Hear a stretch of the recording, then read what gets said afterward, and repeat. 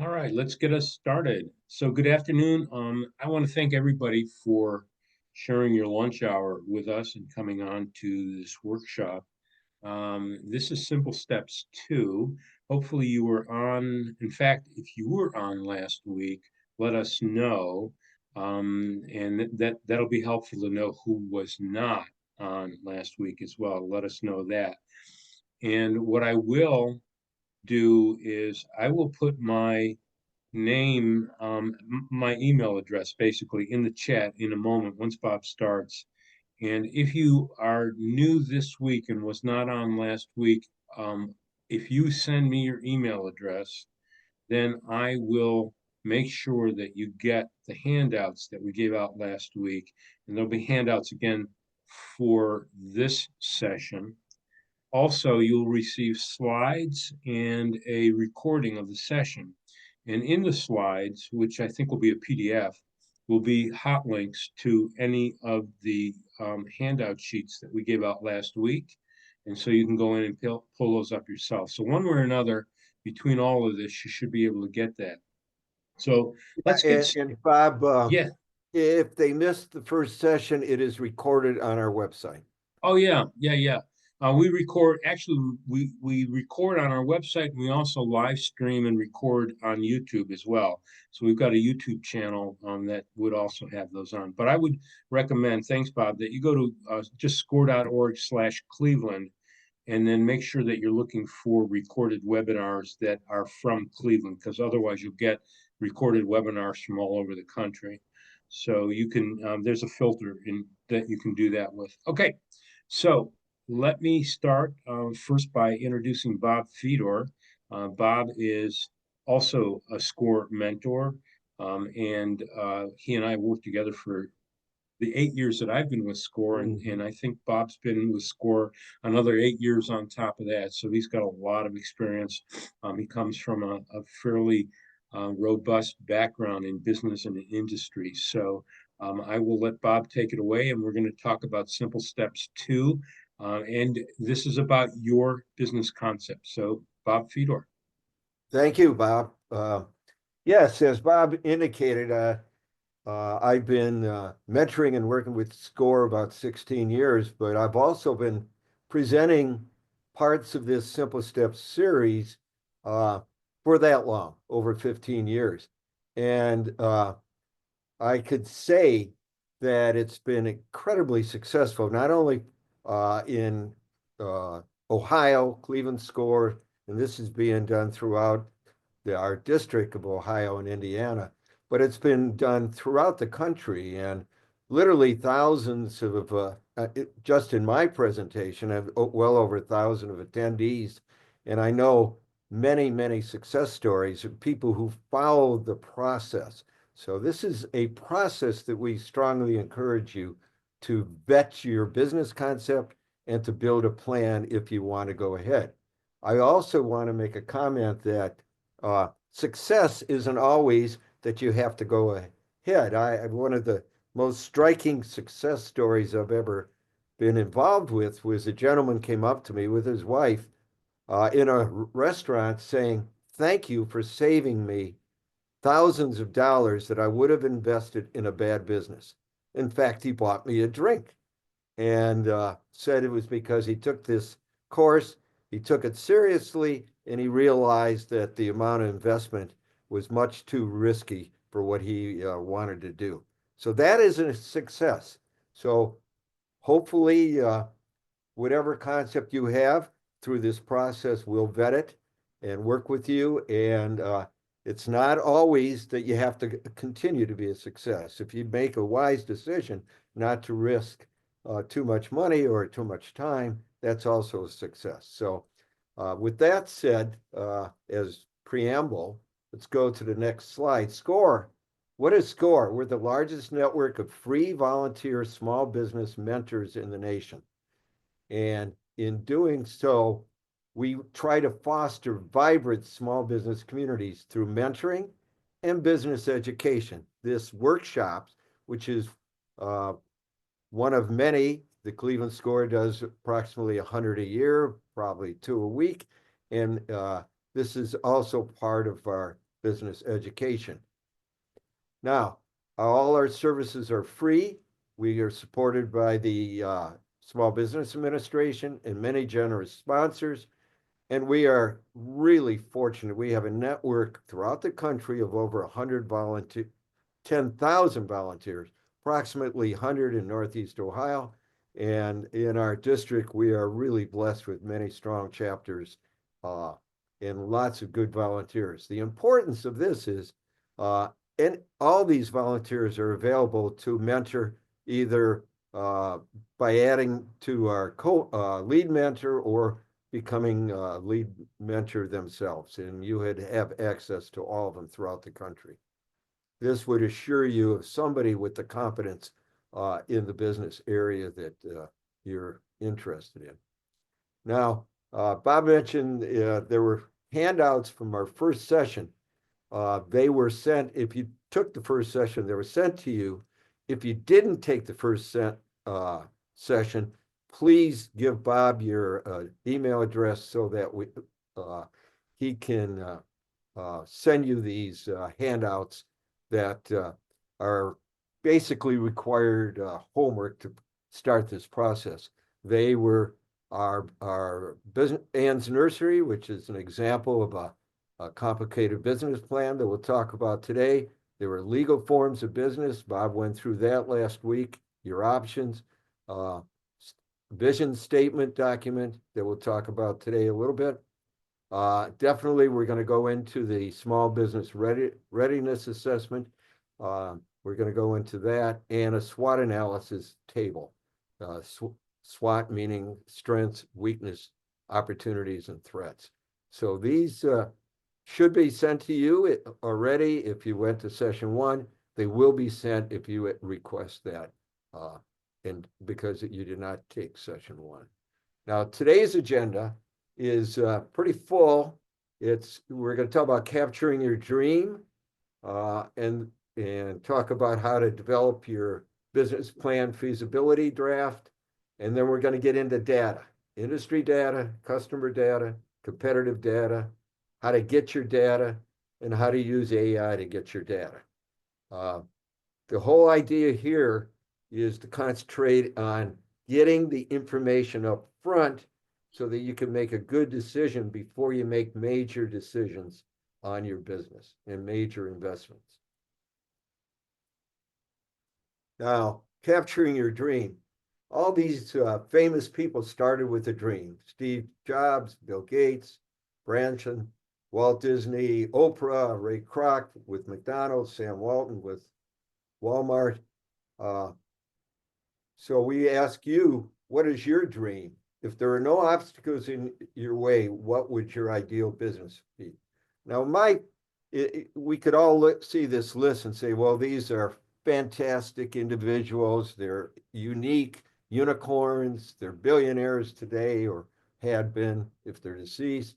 And that's not me. Well, here's the next slide. I want to tell you that it can be you. If you go to our website, again, www.score.org/Cleveland, we have 28 examples of local success. And our national website has many more. But here's 4 local ones in Northeastern Ohio. We have a restaurant, Docks on Harvard, and Conita Wiggins Walker is the owner, along with her husband. It's a high-end restaurant in the Lee Harvard neighborhood. If you're not familiar with the east side of Cleveland, it's a restaurant desert, and it really needed revitalization. And this was an incredible effort by SCORE and Conita and many other assistants in Northeastern Ohio getting her funding. We also have Good Nights of Lorain County, Roger Dorsey. It's a nonprofit, provides free beds for children. And here's a case where SCORE mentors can be on the board of a nonprofit. We can't be on a board of a for-profit, but we can be on a board of a nonprofit. And 2 of our mentors, John Sonhalter and Russ Hill, have played a leading role in getting this nonprofit off the ground. They're actually building a bigger facility right now in Elyria, Ohio, and expanding beyond Lorain County. It's incredible how many poor people do not have beds for their children. We also have on the west side of Cleveland in Tremont area, a dog park with a bar by Lisa Hollander called Taps and Tails. I happen to pick this one because I think it's cool. I have a dog. We go to dog parks, but it'd be nice to have a cocktail or a beer sometime while the dog's exercising. Uh, and then here's one of my clients, Gear Up Velo by Brian Ryback. It's a bike shop in Independence, Ohio. Uh, Here, we'll talk about him as we go ahead, but here's a person who is a bicycle mechanic working for other people for 20 years. He came to SCORE and said, I want to do my own uh, business. I want to do a greenfield. I want to start a store. And I worked with him for a while. And what we ended up doing was actually finding a person who is retiring. And he was able to acquire it at a very reasonable price. And it's a wonderful success story that both Bob and I actually uh, have gone and worked with them at the bike shop. So, but these people are no different than you. Two of them are women, two are men, one's east side of Cleveland, one's west side of Cleveland, one's Lorain County, one's a suburban area. They're just, and this is there's 24 other examples of local success stories on our website. I encourage you to see these people, and also you could reach out to them. They'd be able to tell you how they succeeded. Okay, now, but one of the handouts was your vision statement. It's very simple that if you haven't had it, if you haven't done your vision statement, what is the purpose of my business? What products and services are you going to provide? What are the things important and the values that my business will live by? If you look at the bike, Gear Up Velo, they were a general purpose bicycle store. They're going to provide e-bikes, bikes for children, bikes for males, females. Uh, they were going to do accessories, et cetera, et cetera. And what was important to them was they realized in the suburban Cleveland area near the Cuyahoga Valley National Park that there was no uh, bike shop, and that the timing for this business startup was during COVID. And during COVID, people weren't going out and about, but they were getting on bikes. And that was very important to their business. On the other hand, there was a restriction on importing, say, from Taiwan or from China at that time, much like we may be talking about in the future with tariffs. So those are important things in understanding what you're getting into. You don't want to get in a bike store, sell new bikes if you can't get bikes. So he had to take all those things into consideration. Okay. Now, here's our general process. And as I said, starting a business is a process, and that thousands of people like you have gone through this process. Last week, Bob gave the startup basis. He talked about what does it take to be an entrepreneur. He talked about what are the types of business, legal types of business, and he talked about ways that you can get in business. You can get in business by starting from scratch. You can get in business by acquiring or partnering with an existing business, or you can get in business through franchising. All these are viable. They're different. They have the pros and cons. Bob went through them. If you have a mentor, we can go into more detail and assess all these. As I mentioned, on the bike store, it started out, it was going to be a greenfield, and we ended up doing an acquisition. He also could have got a franchise in the bike business. So all those options have to be looked at. And that was covered in session one. And again, that session is recorded on our website or our YouTube channel. And if you didn't participate in session one, you should. Now, today we're talking about business concepts. And as I said, it's going to be about data and how to get your data to refine, put meat on the bone of your concept. Now we're strongly advising you to get a mentor wherever you are. You go to National Score website or the Cleveland website, and you request a mentor. When you put your area code in, you get a local mentor for the most part. Uh, Now, after business concept two today, next week will be the marketing, and you'll be again, Bob Cohen will be given the marketing plan.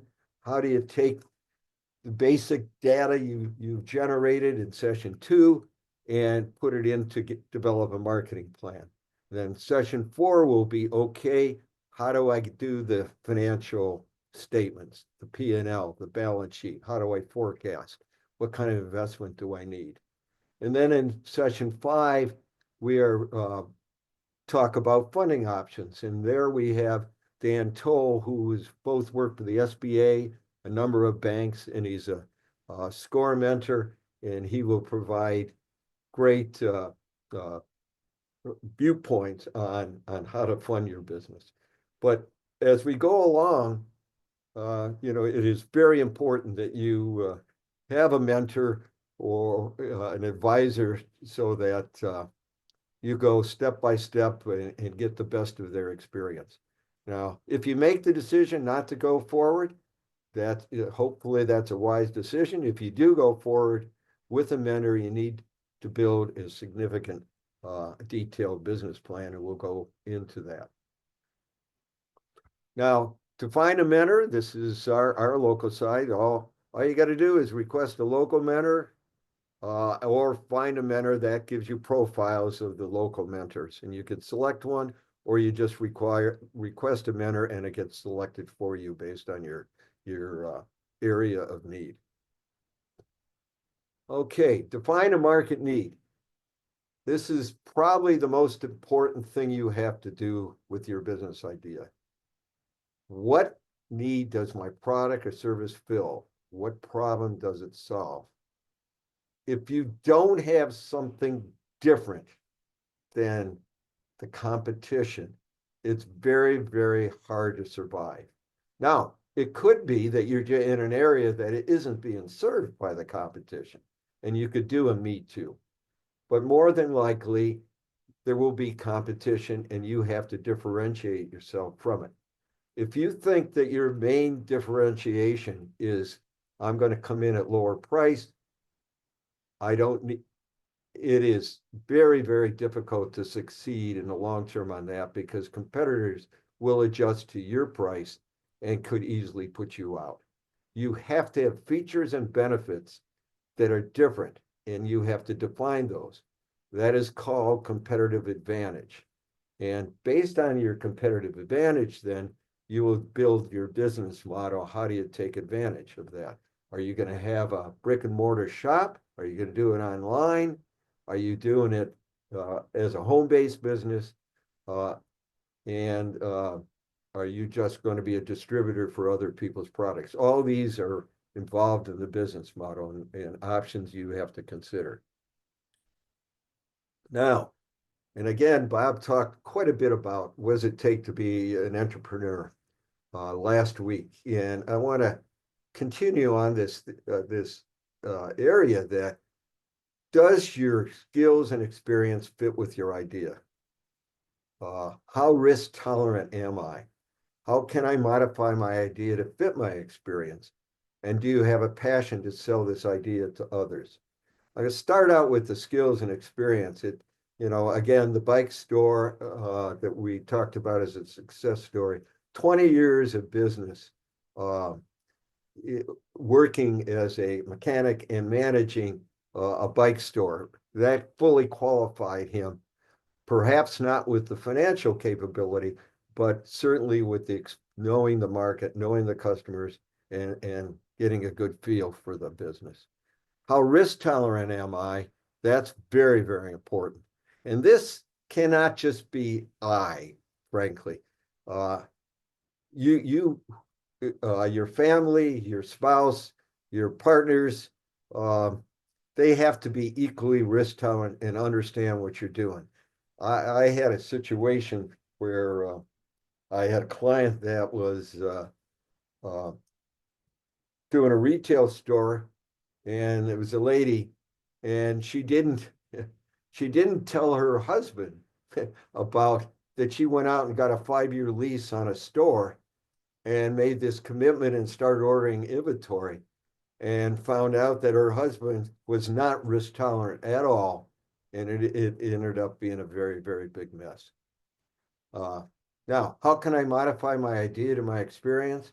Well, that depends on your experience and what you're trying to do, obviously. But uh, in Brian the case for the book, excuse me, the bicycle store, he had to go from uh, a manager and a mechanic to an owner. And he had to pick up the skills of an owner. And it was easier to do that by acquiring an existing business rather than starting from scratch because he didn't have to do as much marketing. Now, having a passion to sell your ideas to others. Sooner or later, you have to sell your idea to your either a bank, your family, your customers, and to yourself.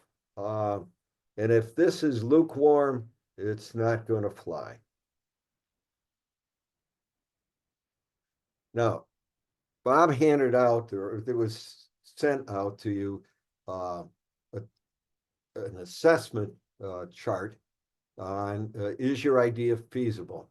This assessment, uh, we would like you to do it at this time at the second step. And then if you go through the process through the fifth step, hopefully uh, do it again and see how your scoring improves. So what we really want to talk about, first of all, the idea of feasibility. Does it meet an unmet need? Does it service an unmet need? That's critical. And can you expand it to gain additional customer groups? Is there ability to scale up? Market identification. Do you know who my potential buyers, your customers are? Do you have a clear value proposition for the buyers? And as I said, if you just think that all you're going to do is cut price, but not offer a different service or capability, it's not going to be very successful. Do I know what it takes to start my business? There's two issues here. It's an emotional, it's time. So that's a personal answer. And the other one is the amount of money it takes to start. Do you really understand the time, the effort, and the money it's going to take to start your business? And then once you start, do you know what it's going to take to run my business? You may well be in a uh, 7-day, 24-hour scenario where you have to be on top of the business. Or is this going to be part-time? Can you really do it that way? Funding. Do you understand what it's going to take to obtain the funding? Uh, Hopefully, by the time you're through with this course, particularly session 5, you can answer that question with with a 10. Do you have a plan to fund your business? We get a lot of customers, clients at SCORE who do not have a plan to fund their business. They think SCORE or SBA or a bank, just by definition, will fund their business. It's much more complicated than that. And hopefully you have a plan and have thought through this. If you haven't done it yet, hopefully by the end of this course, you'll have a better plan. Finally, personal. Am I ready to work hard to achieve my business goals? If you're just retired, you may be able to do it. If you're a working mother with 3 kids, you may not be able to put the time in. This is something you have to answer. And do you understand the challenges ahead and have a plan to tackle them? This is an assessment of today, and hopefully over time, the numbers will get better because you will focus on the areas where you're deficient. I think that's very important that you consider these questions. Okay, now eventually we have to build a we have to get ideas into a draft business plan. It gives you directions to get started and answer questions for banks, bankers, loan officers, investors, and your family and friends, because they all want to know what you're doing. And if people are questioning what you're doing, you should listen to them. Now, there will be two handouts after this session. One is a template for competitors' data, and we'll go through that one. The other one is for your business plan concept outline. Oops. Okay. Sorry.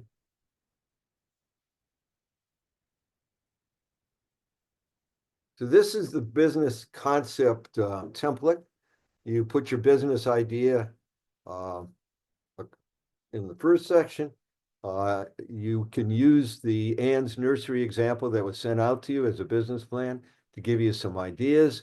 You put your personal background in, how it's relevant, the industry profile. We'll talk about that in another slide. You start out with what your industry classification is, and then what knowledge you have of the industry in terms of growth rates and size, et cetera. Write down your target markets.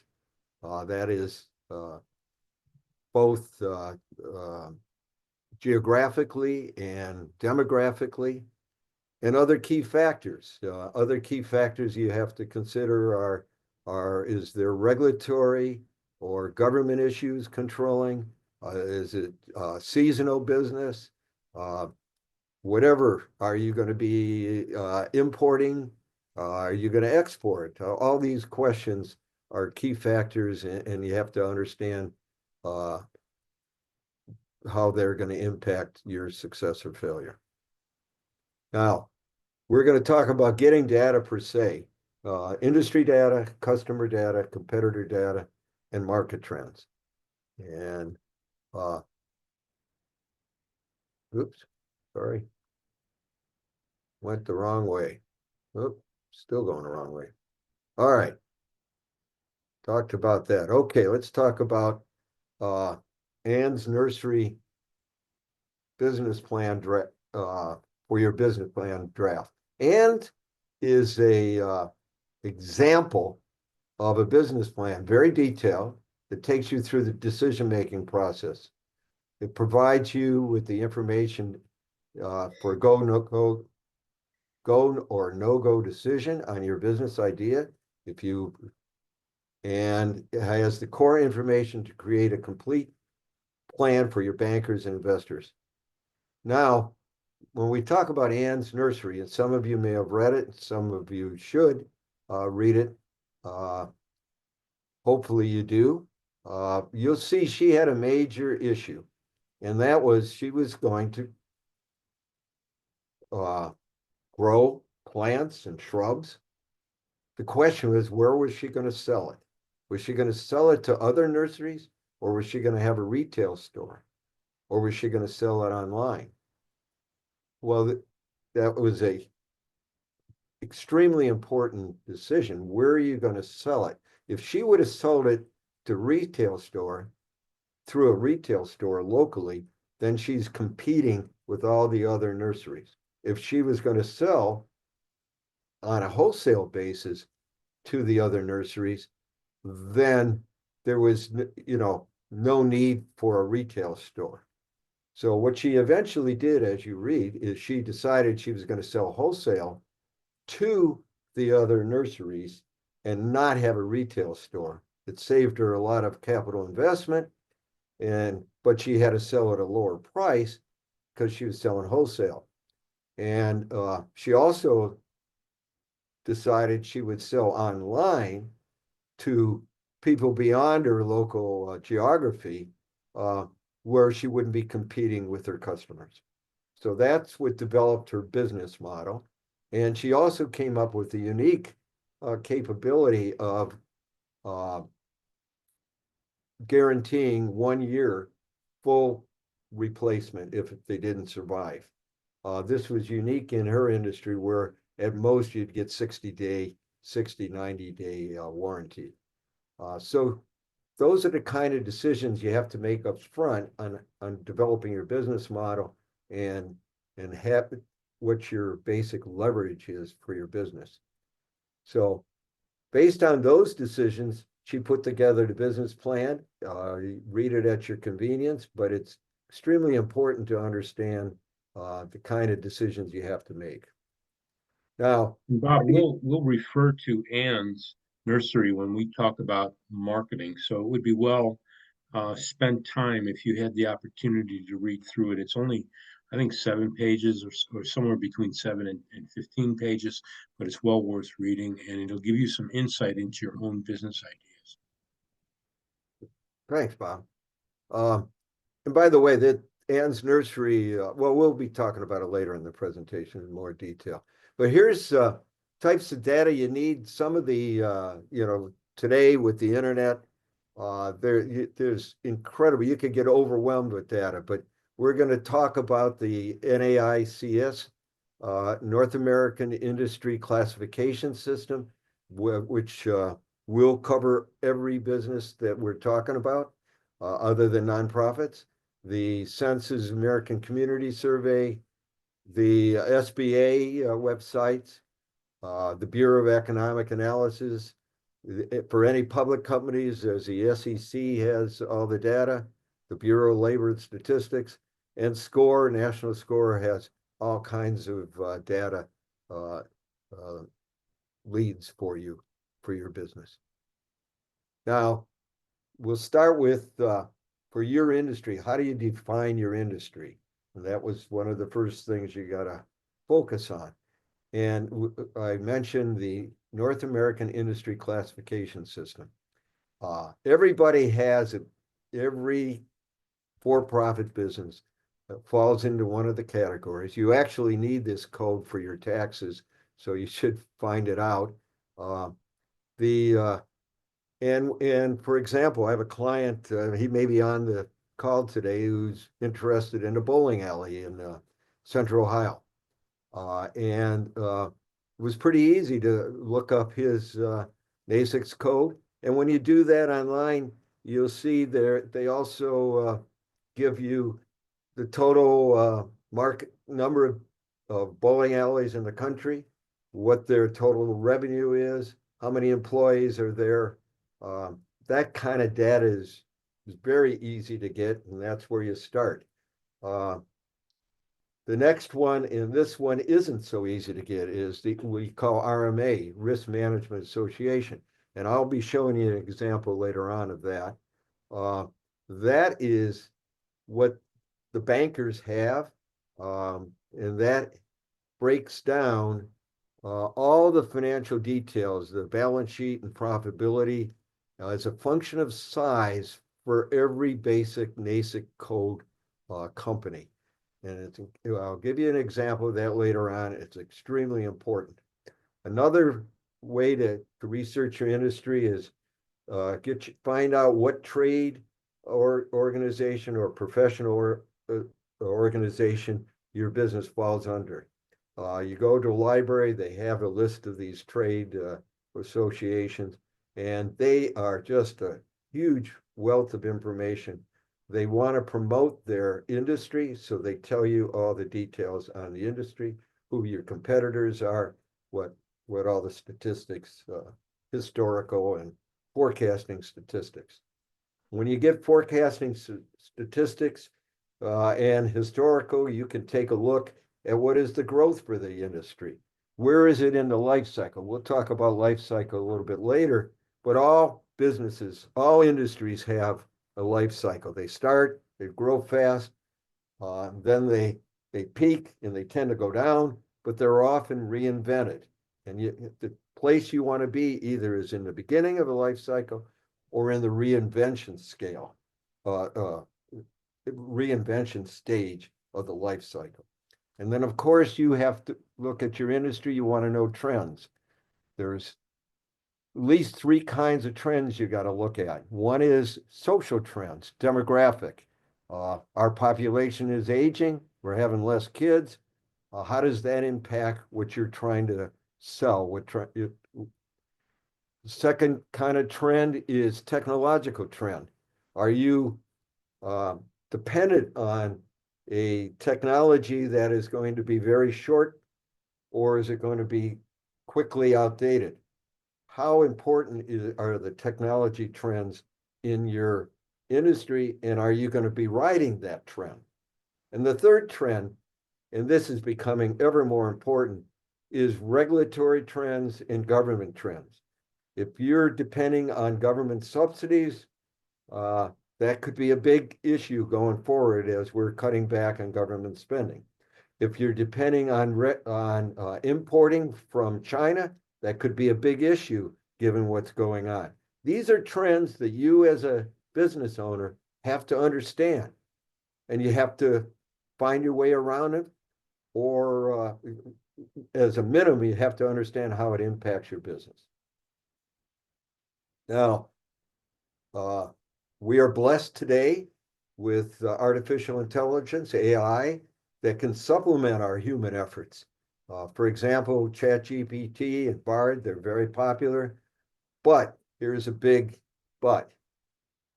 They're only get their information from available database, and it may not be relevant to what you're trying to do. It's a general framework.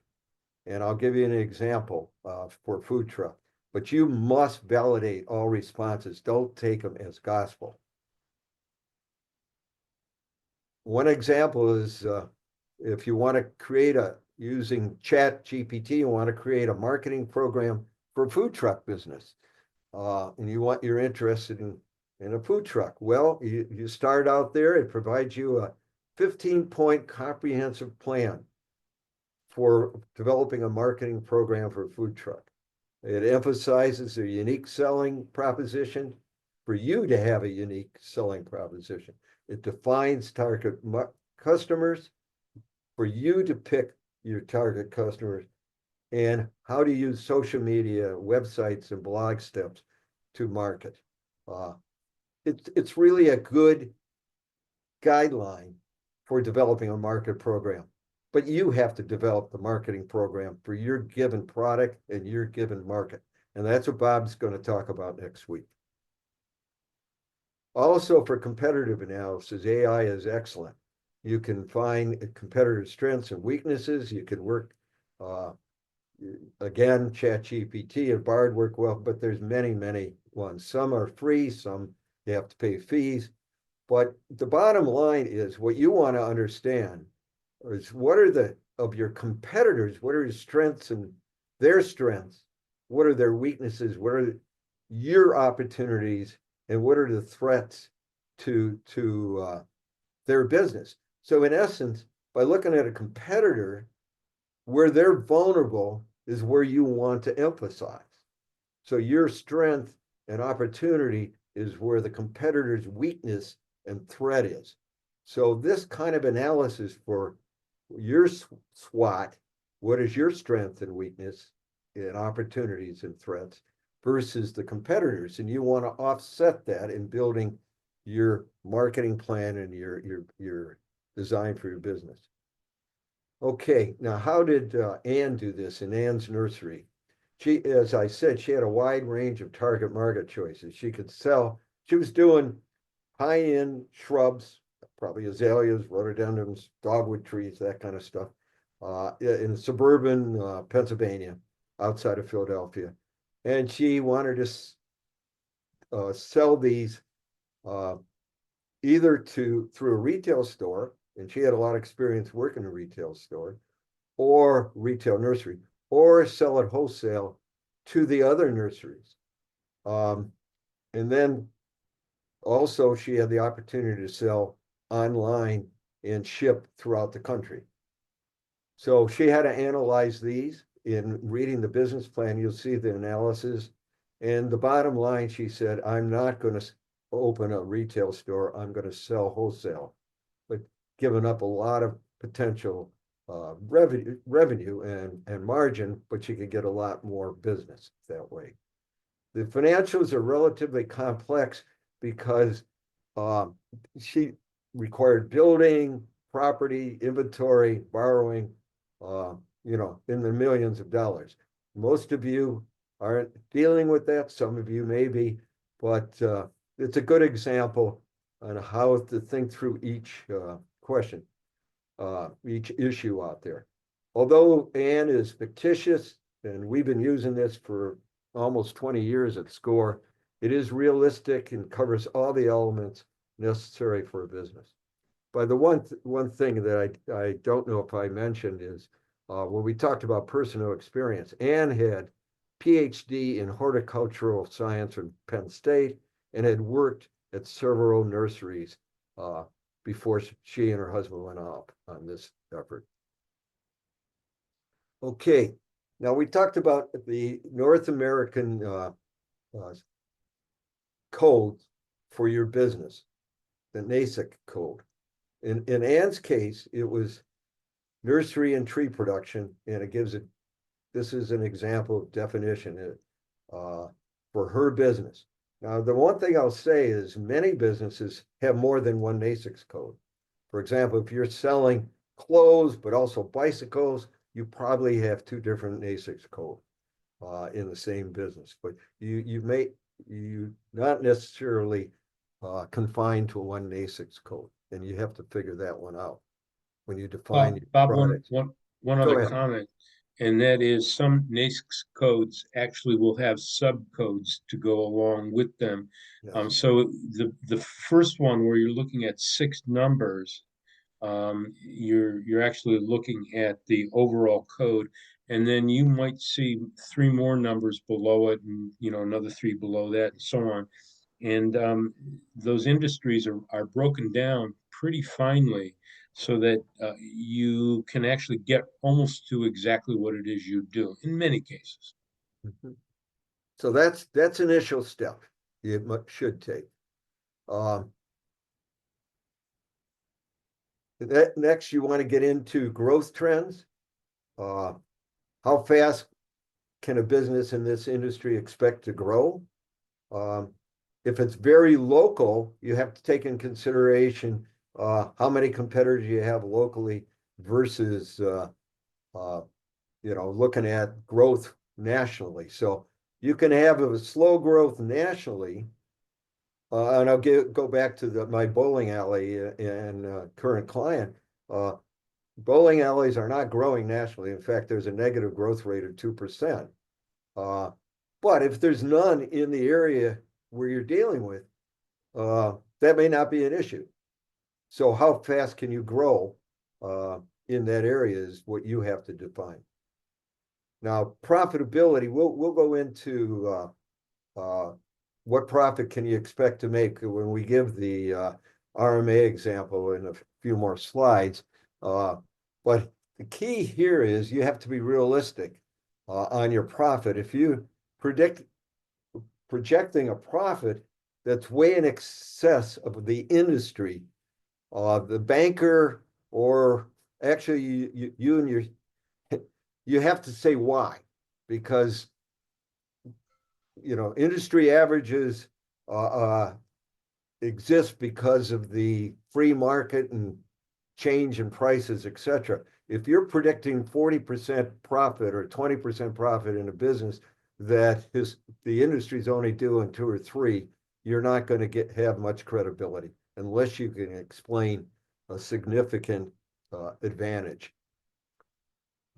Trends. What are the future trends? So we talked a little bit about that. Demographics, economic, global, that are affecting the industry. This is, you can pick up the paper almost every day and there's a new trend. And this could be, uh, very positive or very negative. And you just have to be alert to it and on top of it. And again, life cycles. You want to choose an industry. It's either in the early stage of the life cycle or in the reinvention stage. If you choose an industry in the mature stage or declining stage, it makes it very hard to compete. I have a client uh, that does electric vehicle charging installations. And I can tell you 2 years ago, uh, the outlook was incredible. The bids were out there. There was there was much too much business than they could provide. And their thought was, well, we'll just keep adding people, we'll keep expanding, expanding. And I said, well, if you really look at this is a subsidized business. It's government controlled. It's not necessarily a free market decision. I hope you don't go off too far into debt on this. And if you look at it today, there was an awful lot of subsidies for electric vehicles and charging stations, but right now the outlook for the next few years is not as rosy as it was 2 years ago, and you might consider that investment. So you just have to be alert to our economy and the factors that change the economy, and don't get yourself into a mess. So this is an area that Bob's really going to get into next week, but who do you serve? Uh, you know, what's the number of customers out there? Uh, are you selling B2B? Are you selling to industry? That's B2B, business to business. Are you selling to consumers? Are you selling online? What kind of income level does it require to buy your product? Um, what are the demographics that you're targeting? Is it the elderly? Is it a young lifestyle? Is it a Hispanic marketplace? Whatever it is, you have to define it and you have to understand it. Um, what is it? A lifestyle marketing approach? Are you trying to hit the latest hot fashion, or is this or not? Uh, you have to understand what's in, what's out, and where are the customers for that lifestyle, and what are the habits of your customers. Um, these require intuition and research and talking to people and try to understand what drives the market. Okay, to get the internet is just wonderful to get this kind of data on demographics and habits and patterns. Uh, as we said, the census has plenty of data, the government websites, trade associations really are underestimated. That's their whole purpose in life, is accumulate the data on their industry and make it available to their members and to the public so that people understand who's in the business, what they do, and why they're good at it. Another thing for customer data sources, and Bob has better knowledge than I do, but on this, community organizations. If you live where there's economic community development corporations, like in the city of Cleveland, there's 25 or so community development corporations. They have a wealth of knowledge about their local community, about their customers in that community. They know what buildings may be available, stores available, what grants may be available for storefront improvements, etc.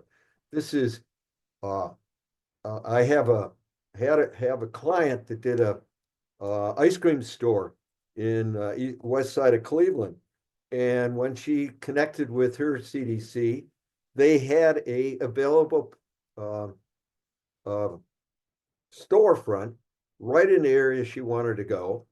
They actually knew of grants for signage and marketing, and they had a program that helped with utilities for the first 90 days.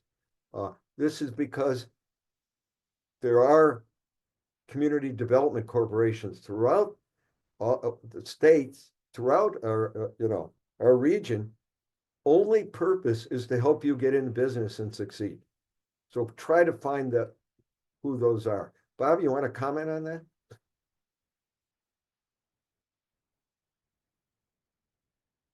You're on mute, Bob. My bad, sorry.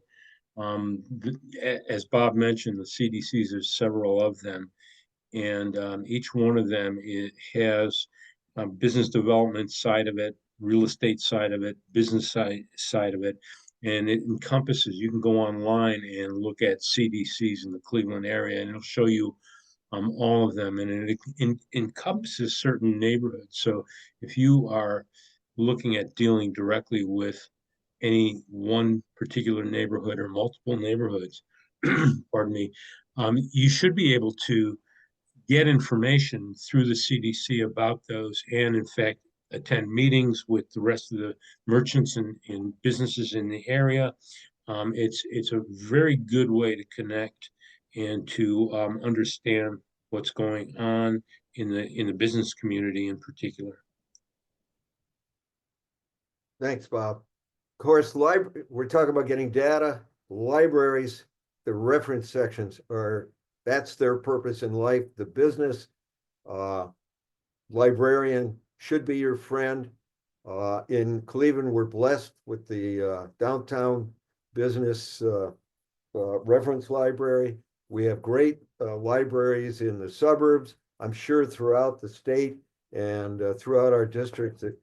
And they have abilities to communicate even if they don't have the data there, they can work through other libraries and get that information.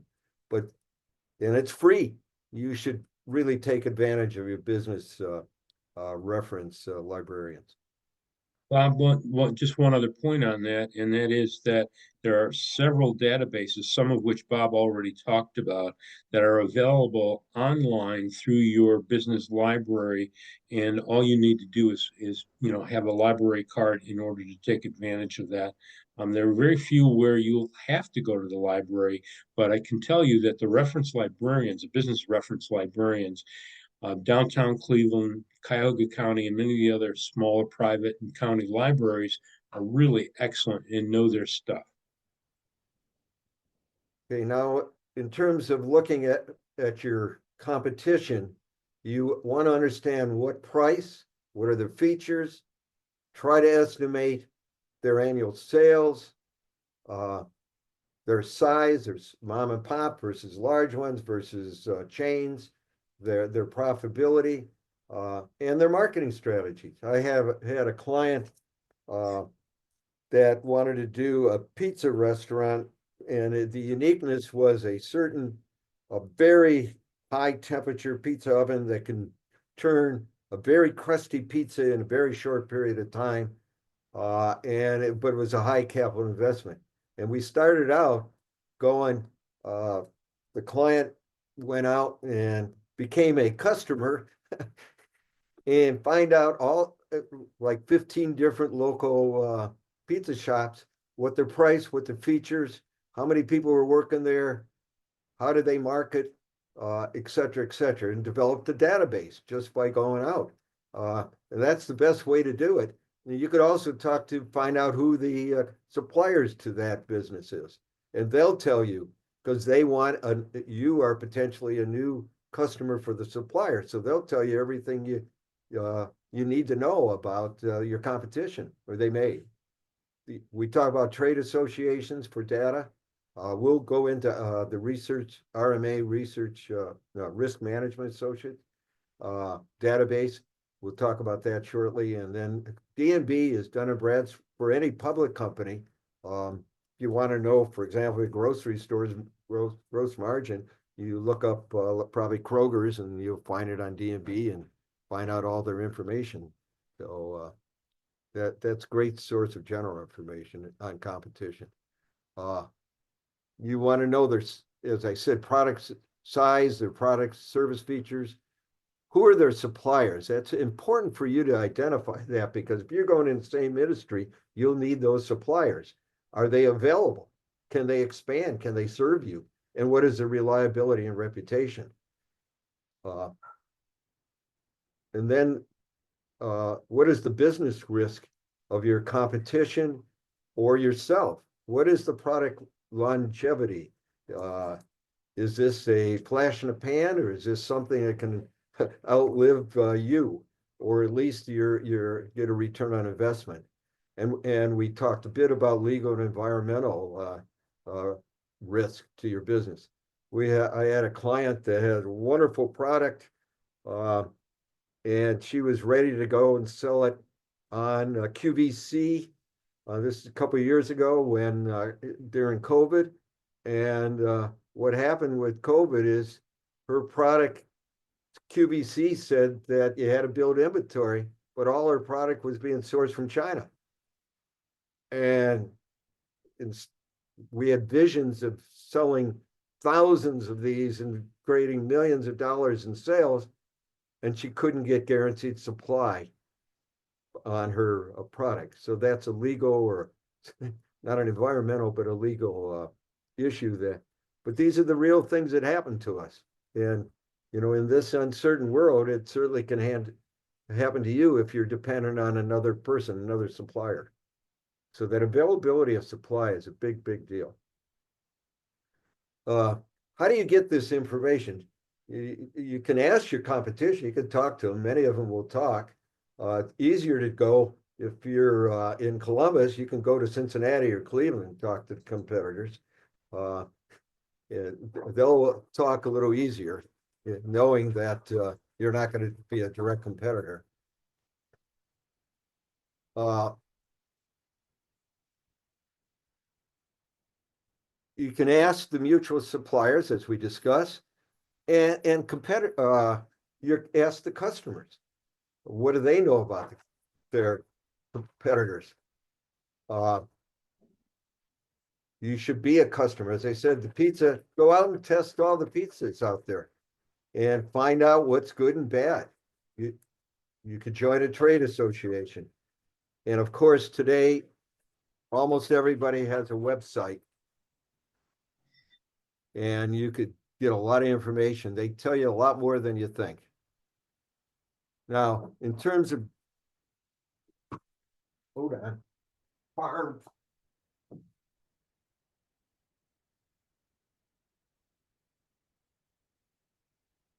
Okay, Apologize, I so had an interruption due to my dog was I making noise here.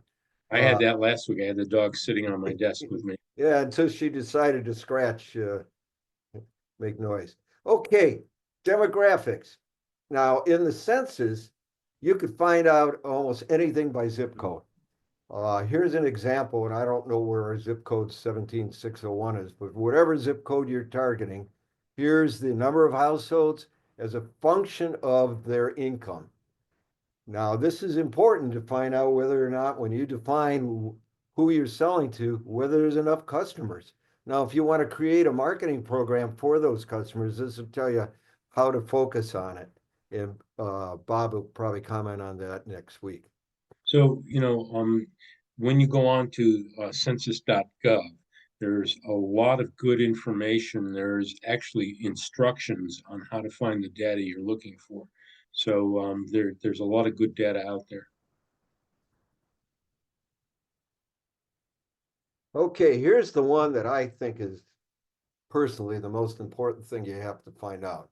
And you got to get this through a reference librarian unless you have really good contacts with a banker who has access to this. This is not generally available, but it's available in reference libraries. Particularly, we know Cleveland downtown has it, and other libraries like Beechwood and Westlake has access to it.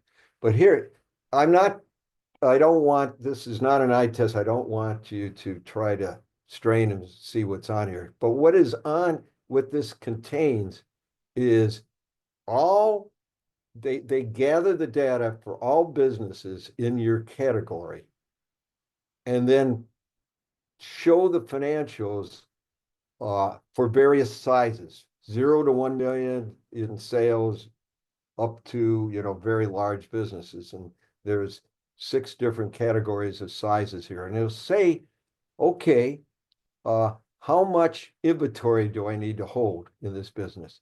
How much fixed assets do I need? And what is, for example, the profit before tax?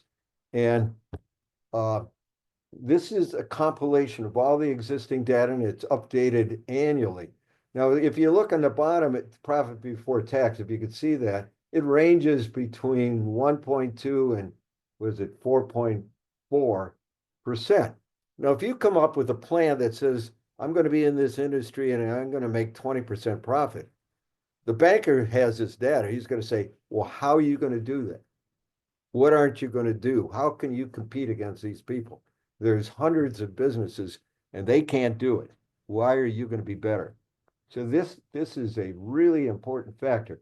And the other thing it shows, for example, if you wanted to have if you estimate I'm going to have $1 million in sales, it says that you will need $370,000 worth of inventory, and you would need to invest what is it, 300 total fixed assets, 390,000 in fixed assets for $1 million business. Uh, that's vital important information for you to know before you get into the business. And this data exists for every industry and every,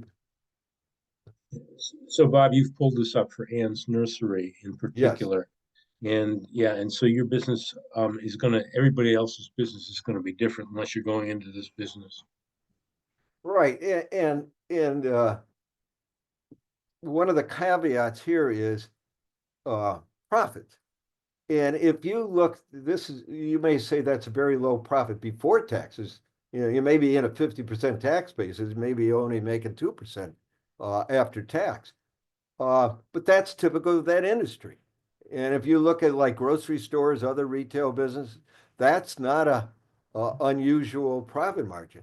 Now you say, well, how can I get a very high profit margin business? Well, I'll give you an example. Consulting businesses you can get into with very low uh, fixed cost, very low investment, and you can make 50% margins. Uh, the the problem with consultants is you got to be an expert and people got to hire you for your expertise and you got to be able to sell your expertise. So there's no given inherent profitability for any idea, but there is for a given industry. And if you're a consultant, you're making 4% profit. I'm saying you're doing something different. Maybe you're spending it all on marketing, trying to build up and you get started, but you better get up to 40, 50% profit or you're not worth you're not a good consultant. So uh, it, don't get uh, when if you get over optimistic on the expected profit or you're underestimating your investment to get into the business. This clearly would be troubling signs to any banker, or it should be to you if you compare it to the competition. So again, I think this risk managed associate database, once you get your NAICS code, is probably the most important thing to characterize your business. Okay, here's again census data, American Community Survey. If you're targeting a given community, here's the kind of data you can see that it'll show you how many children there are, how many females, how many are in the labor force, how many are employed versus unemployed. Depends who you're targeting, and this data is vital if you're trying to do a sort of a mass market. Again, we talked about the local librarian. They do a lot of they can help you with web-based searches. They have access to DataX, Axo, among others. We work a lot up at Cleveland Score with the Cleveland Public Library. Here's a direct link to do business with them. And Bob, I believe we have a specific webinar coming up with Sarah. Yeah, It'll yeah. be I don't recall the exact date, but be on the lookout for a webinar through the public library that is actually going to show you how to do this research by example. great. And so that's our prepared presentation. Finish sessions 1 and 2. Um, hope that you do uh, give us feedback on how did we do and do your homework. And please sign up for remaining workshops. That will be marketed to you next week. The marketing, the week after that, I think it's 2 weeks after that because of the Easter break. um, is then it's the financial, and then finally, May 8th, I believe, is the funding. Yeah. So please sign up for all these. I've got a bunch of questions and comments and such that I'll go through real quick. I know that, we're going over a little bit, but if you can hang on with me. So a couple people asked, are we going to get copies? Yes, you'll get slides and you'll get a recording as well. I have already gotten anybody that sent me an email, and you should be, if you haven't already, you'll receive the handouts. So that is most of what the comments that I've got. Um, how can I do my business plan for my first business? I would suggest working with a SCORE mentor, but you can go to the SCORE website and under templates, I think there's a tab for templates. There is a business plan template. There are a lot of great business plan templates online that you can also utilize. And Bob mentioned early on, you working with Chat GPT or any of the other AIs that are out there. They do a pretty good job. They may not get as specific as you need to get, but it at least give you a great outline and something to work with. Let's see, get a copy.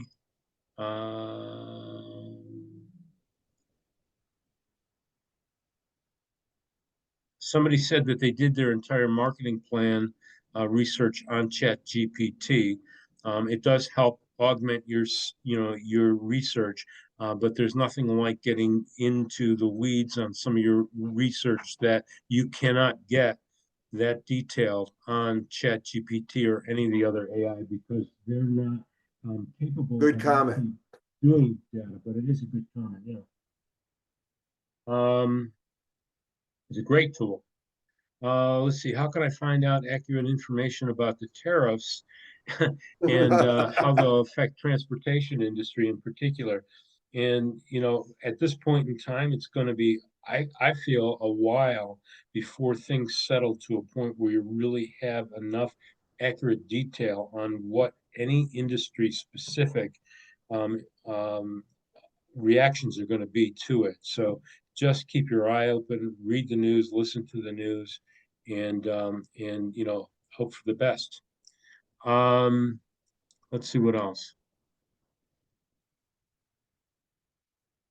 So in Columbus, there is a SCORE chapter. Somebody asked how they can build their business plan in Columbus.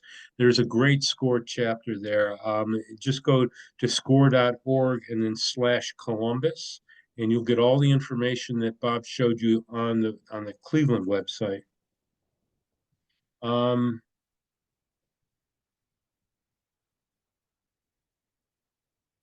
so somebody wants to know is when you have multiple NAICS codes. When you're doing your SWOT analysis, you research all of those, in marketplace and understand all of the analysis that goes along with it. What I don't know is if your codes or your business or your industry classifications are different, or if they are, subclasses of one, then you can work that way, just working with the one in the subclasses there. But if you're working with, let's say, opposite ends, where you've got a manufacturing company here and you got a retail sales company over here, then yeah, you got to look at doing two different SWOT analyses to make that work, to really have a good understanding of it. I don't know if I missed. I think I've got two things in the Q&A.